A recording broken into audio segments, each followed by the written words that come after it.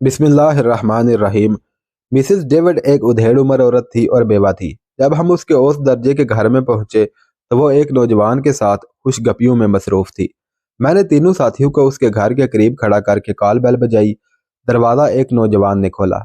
मैंने उसे हिंदवाना नया नाम बताकर कहा, मुझे मिस डेविड से अभी और बहुत ज़रूरी मिलना है। नौजवान शराब पिए हुए था और उसके मुंह से शराब की बू आ रही थी। उसने कहा कि तुमने हमारे रंग में भंग डाल दी है। क्या तुम अपनी मुलाकात किसी और वक्त के लिए मुलतवी नहीं कर सकते? ये नौजवान क्रिश्चियन था और सही तलफ़ुज़ के साथ अंग्रेज़ी बोल रहा था। होटल से चलते वक्त मैं 10-10 डॉलरों वाली गद्दी साथ लाया था। मैंने उसे $20 देते हुए कहा कि ये $20 है और इससे तुम किसी और अच्छी जगह अपनी महफिल जमा सकते हो। मुझे डेविड से अभी मिलना है। डॉलर जेब में रखकर नौजवान अंदर चला गया और 7 मिनट बाद वापस आकर कहने लगा, तुम अंदर जा सकते हो क्योंकि मैं अब जा रहा हूँ। चंद लम्हों बाद मैं डेविड के ड्राइंग रूम में था, जिसमें मामूली फर्नीचर और उसकी हस्तगी मिसेस डेविड की माली बदहाली जाहिर कर रही थी। मुकामी शराब की 2 बोतलें मेज पर पड़ी हुई थी और मिस शराब की चुस्कियां लेते हुए मुझे सवालिया नजरों से देख रही थी। मैंने उसी हिंदवाना नाम से अपना तारुफ करवाते हुए कहा, मैं एक इंतहाई अहम काम के सिलसिले में तुम्हारे पास आया हूँ। क्या तुम मुझे बैठने के लिए नहीं कहोगी? बरसगीर का क्रिश्चियन चाहे किसी भी तबके का हो, शाइस्तगी में एक मुकाम रखता है। वह माजरत खा लहजे में बोली, बैठे। मिसेस डेविड इंग्लो पाकिस्तानी थी। अपने सामने बिठाते हुए उसने मुझे मैनोशी की दावत दी। यहाँ पर बस यही दस्तयाब है। मैंने माजरत कर ली। तब वो बोली, मेरे वालिद अंग्रेज और माँ बंगालन थी। वालिद तो मेरी पैदाइश से पहले ही इंग्लैंड चले गए थे और फिर कभी वापस ना लौटे। मेरी माँ ने भी ईसाई मजहब इख्तियार कर लिया था। जवान होने पर एक एंग्लो पाकिस्तानी से मेरी शादी हो गई। मेरे शोहर मिसेस डेविड का खलना में कॉन्वेंट स्कूल में तबादला हो गया और चंद माह बाद वो दरिया में तैरते हुए डूब कर मर गए। मेरी मदद करते हुए कॉन्वेंट स्कूल इंतजामिया ने मुझे यहाँ मुलाजमत दे दी और तब से यहीं पर हूँ। आप बताएं, किस काम के सिलसिले में इस गरीब खाने में तशरीफ लाए? मैं मिसेस डेविड की ज़बान हाली से भांप गया था कि वो खासी आज़ाद ख्याल औरत है और उसे पैसों की भी बहुत ज़रूरत है। बजाय इधर उधर की मारने के मैंने डायरेक्ट मुद्दे पर बात करने का फैसला कर लिया। डॉलरों की गद्दी मैंने जेब से निकाल कर हाथ में रखी और उसे मुखातब करते हुए कहा कि मिसेस डेविड, तुम्हें पैसों की ज़रूरत है और मुझे कुछ इन्फॉर्मेशन की। तुम्हारी और मेरी ज़रूरत पूरी करने के लिए ये डॉलर बेहतरीन जरिया हैं। तुम मुझे इन्फॉर्मेशन देती जाओ और मैं तुम्हें डॉलर देता जाऊंगा। जितनी तुम मुझे बेहतर मालूमात दोगी उतने ही मैं तुम्हें ज़्यादा डॉलर देता जाऊंगा। बोलो, सौदा मंजूर है? मिसेस डेविड ने हाँ में सर हिलाया। मैंने $10 उसके सामने रखते हुए पूछा, क्या सोनिया नाम की कोई लड़की तुम्हारे स्कूल में पढ़ती है, जिसका असली नाम तो शायद कुछ और हो, मगर उसके दाएं बाजू पर एक गोल बड़ा काला निशान है? मिस ने कहा, ऐसी कोई बच्ची स्कूल में नहीं पढ़ती। मजीद $10 उसके सामने रखते हुए पूछा कि क्या तुम किसी ऐसी बच्ची को जानती हो जिसको यहाँ की मशहूर शख्सियत रफ़ीकुल इस्लाम कभी मिलने आए हों? मिस ने कुछ सोचते हुए कहा कि रफ़ीक बड़ा अयाश और बदमाश किस्म का इंसान है। अपने शोहर की वफात के बाद मैं उसकी हिवानियत का भी शिकार हो चुकी हूँ। वो कभी भी स्कूल नहीं आया और ना ही उसने किसी को यहाँ दाखिल करवाया है। मैं मायूस हो चला था। मेरे पास आखिरी कार्ड सोनिया की तस्वीर थी। यह करीबन 2 साल पहले की तस्वीर है। क्या तुमने कभी इस तस्वीर वाली लड़की को कहीं भी और कभी भी देखा है? ये कहते हुए मैंने $20 मेज पर रख दिए। मिस ने गौर से तस्वीर को देखा और बोली कि इस लड़की को मैंने आज तक नहीं देखा। मैं मायूस होकर उठने ही वाला था, यकायक मेरे जहन में ख्याल आया और मैंने मजीद $10 उसके सामने रखते हुए पूछा कि आपके स्कूल में किस उम्र के बच्चों को दाखिला मिलता है? तब वह बोली, कम से कम 4 साल तक के बच्चे को। इसका जवाब सुनकर मैं मखमसे में पड़ गया और सोचने लगा कि 11 दिन की बच्ची को रफीक साथ ले आया था और फिर बच्ची की शक्ल माँ से भी मिलती थी और यह कि ऐसा कोई मुस्लिम इदारा नहीं था जहां लावारस बच्चों को रखा जा सके। रफीक इस बच्ची को अपने घर में भी नहीं रख सकता था और यकीनन ये तस्वीर कॉन्वेंट स्कूल की वर्दी पहना कर ली गई थी। तो फिर बच्ची कहाँ हो सकती है? अगर ये उसी बच्ची की फोटो है तो इसका मतलब है कि बच्ची अभी जिंदा है, मगर है कहाँ, कुछ मालूम ना था।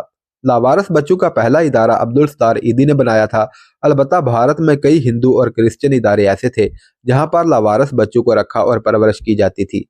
मैंने मिसेस डेविड से पूछा कि यहाँ कोई ऐसा इदारा है जो लावारस बच्चों की परवरिश करता हो?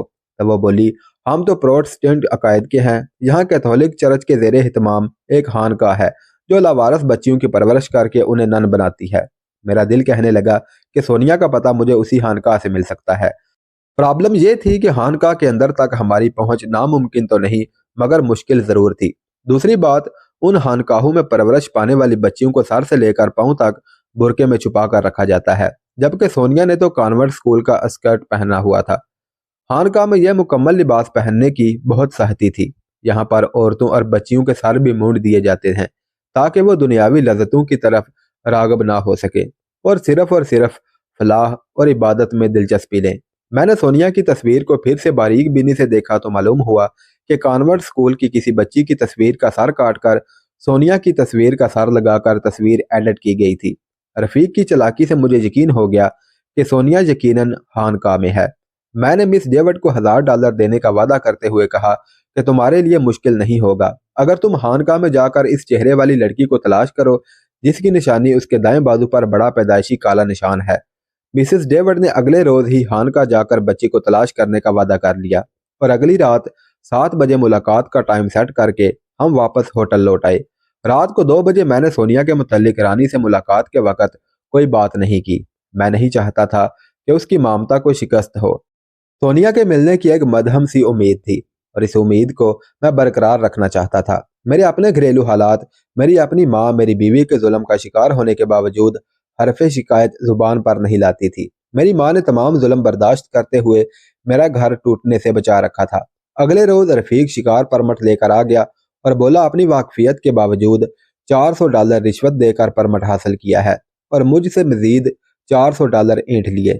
میں بھی جان بوجھ کر بے وقوف بنا رہا کیونکہ مجھے معلوم تھا کہ اگر سونیا کا پتہ لگ بھی جاتا ہے تو سونیا تک رسائی رفیق کے ذریعے ہی ہو سکتی تھی۔ میں چاہتا تھا کہ رفیق ایک بار ہمارے ساتھ سندر بن شکار پر جانے کے لیے رضامند ہو جائے تو وہاں جا کر میں اسے 2 ہاتھ کروں گا۔ یہ گھی ٹیڑھی انگلی سے ہی نکل سکتا تھا اور کھلنا شہر میں بے حد مجبوری کی حالت میں ہی اس سے ایسا سلوک کیا جا سکتا تھا اور اس میں بھی رفیق کی جان جانے کے زیادہ اور اپنا مقصد حاصل کرنے کے کم چانس تھے۔ فوجی چھاونی ہونے کی وجہ سے ہمیں ہر قدم احتیاط سے اٹھانا تھا۔ ایک اور دشواری سونیا کے زبردستی یا ہنگامہ سے حصول کے بعد یہاں سے نکلنے کا بھی تھا۔ اسٹیمر کے کپتان نے اصفہانی کمپنی کے سربراہ کی ہدایت پر مجھ سے وعدہ کیا تھا کہ اگلی بار آنے پر وہ ہمیں ہرن گھاٹا تک لے جائے گا جہاں ایک بڑا اسٹیمر ہمارا منتظر ہوگا جو ہمیں بینکاک پہنچا دے گا۔ اسٹیمر کے کھلنا آنے میں ابھی 18 دن باقی تھے۔ اگر اس دوران سونیا ہمیں مل جاتی ہے تو ہمیں فوری یہاں سے نکلنا بھی ہوگا۔ ہم اسٹیمر کا انتظار نہیں کر سکتے تھے۔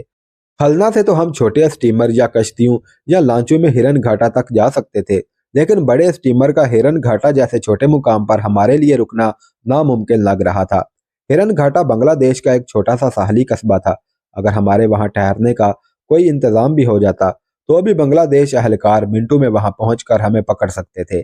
ایسی صورت میں ہمارے لیے یہی بہتر تھا کہ ہم بنگلہ دیش سے کوئی بڑی لانچ لیں جو ہمیں بنگلہ دیشی حدود سے باہر انٹرنیشنل سمندری حدود تک پہنچا دے اور ہمارے ساتھ اس وقت تک رہے جب تک ہمارا مطلوبہ اسٹیمر نہ پہنچ جائے۔ رضی کا بنگلہ دیشی زبان جاننے کا ہمیں بڑا فائدہ ہوا۔ اسی کے ذریعے ہم نے ایک بڑی لانچ کا بندوبست کر لیا جو انٹرنیشنل حدود میں ہمیں لے جائے اور ہمارے ساتھ 10 دن کے لیے وہاں رکے، جس کا بہت زیادہ معاوضہ مانگا گیا مگر کوئی چارہ نہ ہونے کے باعث میں نے اوکے کہہ دیا۔ اب ہمارے یہاں سے نکلنے کا متبادل انتظام ہو گیا تھا مگر ہمیں یہ نہیں معلوم تھا کہ کب یہاں سے روانہ ہوں گے۔ شام 7 بجے میں کیسر اور نمبر 2 کو ساتھ لے کر پھر مسز ڈیوڈ کے گھر گیا۔ وہ میری ہی منتظر تھی۔ اس نے بتایا کہ بعد دوپہر وہ خانقاہ میں گئی تھی اور ہیڈ نن کے ساتھ سب نن بننے والی لڑکیوں کو دیکھا۔ تصویر کے چہرے والی لڑکی ان میں موجود تھی۔ میں نے مزید یقین کرنے کے لیے بچی کا ہاتھ پکڑ کر ہاتھ کی لکیریں دیکھتے ہوئے کہا کہ تمہارے ہاتھ کی لکیریں بتاتی ہیں کہ تمہارے دائیں بازو پر گول سیاہ نشان ہے جو کہ پیدائشی ہے۔ مسز ڈیوڈ نے بتایا کہ بچی میری بات سن کر حیران رہ گئی اور پوچھنے لگی تمہیں کیسے معلوم ہوا؟ میں نے اس کا نشان دیکھنا چاہا تو اس نے پہلے تو انکار کیا مگر پھر مشکل سے چھپتے ہوئے مجھے وہ نشان دکھایا۔ مسز ڈیوڈ کہنے لگی خانقاہ کی لڑکیوں کے جسم کو ہمیشہ مکمل پردے میں چھپا کر رکھنے کی سختی سے ہدایت کی گئی ہے۔ ان کے بال کاٹ دیے جاتے ہیں تاکہ ان کے دل میں اپنے حسین ہونے کا شائبہ نہ رہے۔ سوائے کسی مذہبی فریضے کے انہیں خانقاہ سے باہر نکلنے کی اجازت نہیں ہے۔ اگر کہیں آنا جانا ہو تو بند گاڑی میں لے جایا اور واپس لایا جاتا ہے۔ آج سے 3 روز بعد کیتھولک گرجے میں ایک مذہبی تقریب ہو رہی ہے جس میں یہ بچیاں بھی لے جائی جائیں گی۔ اگر تم چاہو تو تمہارے ساتھ خانقاہ جا کر میں اس بچی کی نشاندہی کر سکتی ہوں۔ مسز ڈیوڈ یہ کہہ کر چپ ہو گئی اور مجھے الجھن میں ڈال دیا۔ بچی کو نکالنے یا اغوا کرنے کا موقع صرف گرجے میں یا پھر واپسی کے سفر میں ممکن تھا۔ اب منزل سامنے تھی مگر درمیان میں بہت بڑی رکاوٹ تھی جسے عبور کرنے کی کوئی صورت دکھائی نہ دیتی تھی۔ میرے پوچھنے پر مسز ڈیوڈ نے بتایا کہ اس تہوار کے ٹھیک 14 دن بعد ایک اور تہوار ہے جس میں یہ بچیاں شرکت کریں گی۔ میں نے مسز ڈیوڈ سے کہا کہ 3 روز بعد والے تہوار میں وہ میرے ساتھ گرجے چلے اور بچی کی شناخت دکھا دے تو اسے $1000 دے دوں گا۔ مسز ڈیوڈ نے بتایا کہ لڑکی کا نام سونیا نہیں روزین ہے۔ میرے مزید پوچھنے پر مسز نے یہ بھی بتایا کہ بچی کے خانقاہ آنے پر اس کا مکمل ریکارڈ رکھا جاتا ہے اور وہ ریکارڈ خانقاہ میں موجود ہوتا ہے لیکن اس تک رسائی ناممکن ہے۔ ذرا سی پوچھ گچھ خانقاہ والوں کو شک میں ڈال سکتی ہے اور اس صورت میں وہ ریکارڈ جلا دیا جاتا ہے اور ہمیشہ کے لیے شناخت ختم کر دی جاتی ہے۔ ہم مسز ڈیوڈ سے رخصت ہو کر ہوٹل میں واپس آ گئے۔ میری الجھنوں میں کمی کی بجائے اضافہ ہو رہا تھا۔ بچی کو اٹھانا مشکل نہ تھا لیکن اپنے ساتھیوں کے ساتھ خلنا سے نکلنا اور پھر انٹرنیشنل سمندری حدود میں پہنچنا مشکل کام تھا۔ سوچتے سوچتے میرا سر درد کرنے لگا اور میں اسپرو کی گولیاں کھا کر سو گیا۔ اگلے روز میں نے کیسر اور نمبر 2 کو کمرے میں بلا کر انہیں ساری صورتحال بتا کر ان سے پوچھا کہ اس بارے میں اگر تم لوگوں کے ذہن میں کوئی تجویز ہو تو بتاؤ۔ ان کی سوچ کی سوئی بھی وہی اٹکی ہوئی تھی جہاں میں پھنسا ہوا تھا کہ بحفاظت واپسی کیسے ہوگی۔ کافی سوچ بچار کے بعد آخر فیصلہ ہوا کہ بچی کو گرجے میں پہچان کر ہم رفیق کو سندر بن چلنے پر آمادہ کریں گے۔ جنگل میں ہی اس پر اپنی اصلیت ظاہر کر کے اس سے بچی کے متعلق پوچھیں گے۔ اگر اس نے خوف زدہ ہو کر سچ بتا دیا تب بھی اور اگر جھوٹ بتایا تب بھی، دونوں صورتوں میں اسے جنگل میں ہی ختم کر دیا جائے گا تاکہ ہماری اصلیت جاننے والا کوئی نہ رہے۔ دوسرا فیصلہ یہ ہوا کہ اصفہانی کمپنی میں فون کر کے کہوں کہ ہم اسٹیمر پر نہیں بلکہ کھلنا سے کرائے کی بڑی لانچ پر کھلے سمندر میں پہنچیں گے۔ بڑا اسٹیمر ہماری طے شدہ تاریخ کے مطابق ہرن گھاٹا سے جنوب میں 3 سمندری میل کے فاصلے پر ہمارا انتظار کرے۔ تیسرا فیصلہ یہ ہوا کہ میرے رضی کیسر اور نمبر 2 کے سوا باقی سب کو ایکشن پلان سے 24 گھنٹے پہلے سمندر میں موجود اسٹیمر پر لانچ کے ذریعے پہنچا دیا جائے گا، کیونکہ اگر سب ایک ساتھ جائیں تو سست روی ہمارے لیے خطرے کا باعث بن سکتی ہے۔ لہذا ان کو پہلے بھیج کر ہم بچی کو لے کر چاروں تیز رفتاری سے ایک دوسری لانچ میں بیٹھ کر اپنے اسٹیمر پر پہنچ جائیں گے۔ وہ ہمارا یہ پلان فول پروف تو نہ تھا مگر اس سے بہتر راستہ بھی ہمیں کوئی نظر نہ آیا تھا۔ میں دن چڑھے شہر کے واحد ٹیلی فون اور ٹیلی گرام آفس گیا۔ چٹاگانگ میں اصفہانی کے سربراہ سے بات کی۔ اس نے بتایا کہ جو کارگو ہمیں کھلنا لے گیا تھا وہ کسی دوسری کمپنی کا تھا اور جو ہمیں بینکاک لے کر جائے گا وہ اصفہانی کمپنی کی اپنی ملکیت ہے، اور صدری اصفہانی کی ہدایت کے مطابق جب بھی آپ کو اسٹیمر چاہیے آپ ہمیں 1 ہفتہ پہلے کال کر دیں۔ یہ اسٹیمر ہرن گھاٹا کے سامنے چند میل کے فاصلے پر کھڑا آپ کو مل جائے گا۔ اسٹیمر کے کپتان کو ہم ہدایت بھی کر دیں گے کہ آپ کی اجازت کے بغیر لنگر نہ اٹھائے۔ اس اسٹیمر پر 20 افراد کی خوراک اور پانی کا مکمل بندوبست بھی ہوگا۔ ان امید افزا باتوں سے مجھے بڑی تقویت ملی۔ اب صرف کھلنا سے اسٹیمر تک پہنچنے کا مرحلہ تھا۔ میں نے پروگرام بنایا کہ ہم کرایہ دے کر سفر کریں گے اور اگر کوئی گڑبڑ دکھائی دی تو پھر ہمارا اسلحہ اس کا حل کرے گا۔ فون کر کے واپس لوٹا تو رفیق میرا منتظر تھا۔ میں نے اسے کہا کہ ہم شکار پر جانے کے لیے بالکل تیار ہیں، لہذا وہ شکار پارٹی کے لیے ضروریات کے سامان کا انتظام کرے۔ میں نے جو شکار پر جانے کا دن مقرر کیا تھا اس سے 1 دن پہلے مجھے مسز ڈیوڈ کے ہمراہ سونیا کو دیکھنے جانا تھا۔ رفیق نے شکار کی تیاری کے لیے مزید $500 طلب کیے۔ میں نے اسے یہ رقم بھی دے دی اور کہا کہ شکار پر ہم تب ہی جائیں گے جب وہ ہمارے ساتھ جائے گا۔ میں نے بے تکلفی سے رفیق کے کندھے پر ہاتھ رکھتے ہوئے کہا کہ میرے تمام ساتھی مجھ سے کم تر ہیں اور اپنے سے کم تر لوگوں کے ساتھ شکار پر جانے کا کیا مزہ آئے گا، لہذا میں چاہتا ہوں کہ میرا کوئی ہم پلہ تو میرے ساتھ ہو تاکہ شکار کا لطف اٹھا سکوں، اور اب تو تم میرے بزنس پارٹنر بھی بننے والے ہو، اب تو تمہیں ہمہ وقت میرے ساتھ ہونا چاہیے۔ تھوڑی سی پسو پیش کے بعد رفیق ساتھ جانے پر رضامند ہو گیا، پھر بے تکلفی سے بولا اوکے پارٹنر، گڈ بائے، میں چلتا ہوں۔ میں دل میں ہنس رہا تھا کہ شاید میرے ساتھ یہ اس کا لاسٹ گڈ بائے ہو۔ شام کو میری طبیعت کچھ مقدر سی تھی، لہذا میں چہل قدمی کے لیے اکیلا ہی نکل کھڑا ہوا۔ ابھی میں کینٹ کی حدود میں داخل ہی ہوا تھا کہ سامنے سے ایک جیپ آئی۔ اور میرے پاس سے گزر گئی۔ چند سیکنڈ بعد بریکس لگنے کی آواز آئی، جیپ ریورس واپس آئی اور میرے قریب آ کر رک گئی۔ اس کی فرنٹ سیٹ پر ایک فل کرنل سرخ ربن لگائے بیٹھا تھا۔ چند لمحے مجھے دیکھنے کے بعد وہ جیپ سے اترا اور میرا اصل نام لیتے ہوئے بولا، تم کب آئے یہاں؟ کیسے آئے ہو اور کہاں ٹھہرے ہو؟ وہ سوال پوچھے جا رہا تھا کہ مجھے یاد آ گیا کہ 65 کی جنگ کے فوری بعد میں چٹاگانگ آ گیا تھا، تو وہاں میرے جگری دوست ظہیر بٹ کے ذریعے لیفٹیننٹ مزمل مجھ سے متعارف ہوا تھا۔ بعد میں ہماری کئی بھرپور شامیں اکٹھی گزرتی رہی تھی۔ 65 کے میرے چٹاگانگ میں قیام کے دوران یہ میرا بہترین دوست بن چکا تھا اور ہم اکثر بھارت کی شکست اور اس کی سرزنش کی باتیں کرتے تھے۔ کرنل مزمل بے شک میرا بے تکلف دوست تھا، لیکن ان دنوں 65 کی پاک بھارت جنگ کے دوران یہ مشرقی اور مغربی پاکستان کو ایک نظر سے دیکھتا تھا، مگر 71 کے بعد جب پاکستان دو لخت ہو گیا تھا تو کرنل مزمل بنگلہ دیشی فوج کا افسر تھا جو پاکستان کو اپنا دشمن تصور کرتی تھی، اور 16 دسمبر 1971 کو جب سقوط ڈھاکہ ہوا اس دن کو بنگلہ دیش اپنا یوم آزادی کا دن مناتا تھا۔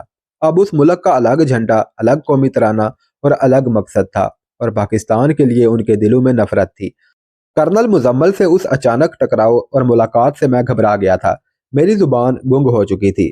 مزمل چند لمحے میرے جواب کا ویٹ کرتا رہا، پھر یکا یک آگے بڑھ کر مجھے گلے سے لگاتے ہوئے آہستگی سے بولا، میری کرنل کی وردی دیکھ کر گھبرا گئے ہو یا اس لیے کہ میں اب بنگلہ دیشی فوج کا افسر ہوں؟ لیکن دوست، یہ کبھی نہ بھولنا کہ میرے خیالات اور جذبات میں جو پاکستان سے والہانہ محبت اور عقیدت تھی وہ ختم ہو گئی ہے، یا اس میں کوئی کمی واقع ہو گئی ہے۔ میں دل کی گہرائیوں سے پاکستانی تھا، ہوں، اور مرتے دم تک پاکستانی رہوں گا۔ حالات کی ستم ظریفی اور ہمارے لیڈروں کی غداری کی وجہ سے یہ خطہ بے شک دو لخت ہو گیا ہے، لیکن میرے دل اور جذبات کے ٹکڑے نہ ہو سکے۔ تمہاری بھارت میں سرگرمیوں کی مفصل رپورٹ اور تصاویر یہاں بھی پہنچ چکی ہیں، اور وہ رپورٹ میں نے بھی پڑھی ہے، اور میں تم پر ناز کرتا ہوں کہ تم نے سویلین ہوتے ہوئے بھارت میں جو کارنامے سر انجام دیے ہیں۔ میں مکمل فوجی ٹریننگ حاصل کرنے کے باوجود اپنے کندھوں پر سٹار بڑھانے کے علاوہ کچھ نہ کر سکا، اور اب ہم عملی طور پر بھارت کے غلام بن چکے ہیں۔ مزمل نے مجھ سے یہ ساری باتیں معانقے کے دوران کہیں۔ اس کا ڈرائیور بھی ہمارے اس طویل معانقے کو حیرت سے دیکھ رہا تھا۔ مزمل کی حالت ایسی تھی کہ جو لاوا برسوں سے اس کے اندر ابل رہا تھا وہ پھٹ کر باہر نکل آیا تھا۔ میں نے کہا، کرنل، کیا یہ بہتر نہیں ہوگا کہ ہم کہیں علیحدگی میں بیٹھ کر بات کریں اور اپنے دلوں کا حوال بیان کریں؟ دیواروں کے بھی کان ہوتے ہیں۔ کرنل نے میری بات سن کر ہنستے ہوئے کہا کہ میرے گھر سے بہتر کوئی جگہ نہیں ہے، تمہیں ابھی میرے ساتھ میرے گھر چلنا ہوگا۔ میں تمہارا کوئی عذر اور بہانہ نہیں سنوں گا، یوں سمجھ لو کہ تم میری حراست میں ہو۔ مزمل کی اس مخلصانہ پیشکش کے آگے میں نے ہتھیار ڈال دیے۔ اس نے اپنے ڈرائیور کو پچھلی سیٹ پر جا کر بیٹھنے کا کہا، مجھے ساتھ بٹھا کر خود اس نے اسٹیئرنگ سنبھال لیا اور ہم اس کے بنگلے میں پہنچ گئے۔